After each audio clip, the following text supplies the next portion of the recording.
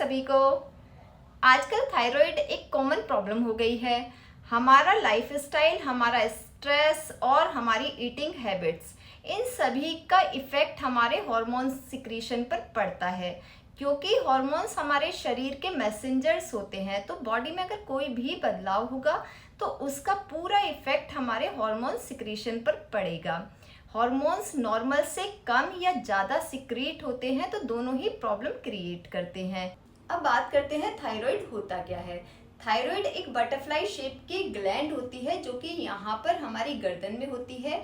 इससे thyroid stimulating hormone secrete होता है, यानी कि TSH। थायराइड दो प्रकार की होती है। पहले हम जानेंगे हाइपरथायराइडिज्म के लिए। जब TSH लेवल नॉर्मल से ज़्यादा सिक्रीट होता है तो हाइपरथायराइडिज्म हो जाता है। इसमें बॉडी बहुत ज़्यादा हीट जनरेट करती है, जिसके कारण गर्मी बिल्कुल भी बर्दाश्त नहीं होती है।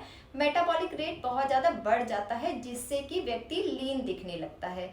नर्वसनेस का होना, मसल्स वेस्टेज होना और हार्ट बीट्स का रैपिडली इंक्रीज हो जाना, इसमें कुछ ऐसे कॉमन सिम्टम्स हैं। आयोडीन की मात्रा का कम होना या ज़्यादा होना, दोनों ही हाइपरथायराइडिज्म के कारण होते हैं। जब TSH लेवल नॉर्मल से कम सिक्रीट होता है तो हाइपोथायराइडिज्म हो जाता है। इसमें मेटाबॉलिक रेट बहुत स्लो डाउन हो जाता है। इसलिए आपने देखा होगा कि जिसे हाइपोथायराइड होता है उसका वजन बहुत ज़्यादा बढ़ने लगता है, बाल अचानक बहुत ज़्यादा झड़ने लगेंगे, इसमें ठंड बिल्कुल भी बर्दाश्त नहीं होगी, मानसिक थकान बहुत ज़्यादा होने लगती है। अब हम कुछ ऐसे आसन करेंगे जिन्हें करने से थायराइड को बैलेंस करने में हेल्प मिलेगी।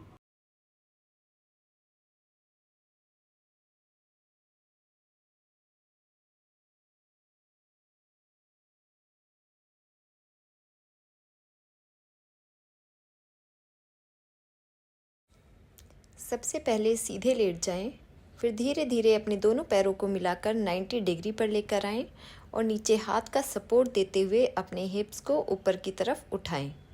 यहाँ पर आकर लगभग 30 सेकंड के लिए आप होल्ड करें।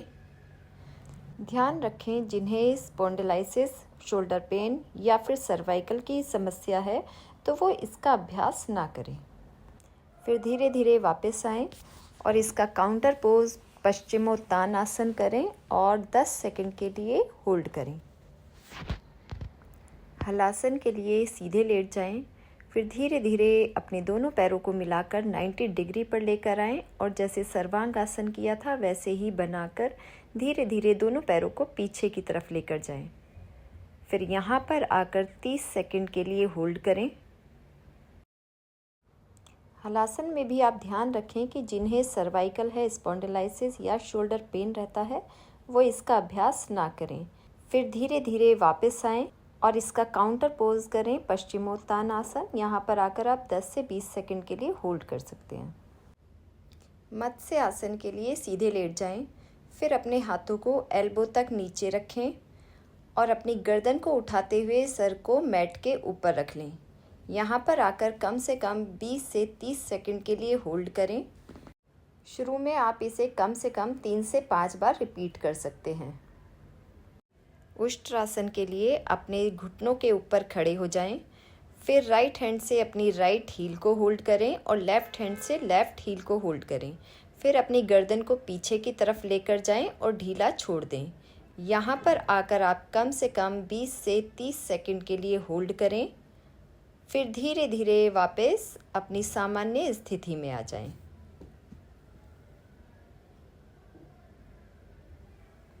भुजंगासन के लिए अपने पेट के बल लेट जाएं, फिर धीरे धीरे सांस को भरते हुए अपनी एल्बोज़ को स्ट्रेट करें और फेस को ऊपर की तरफ लेकर जाएं।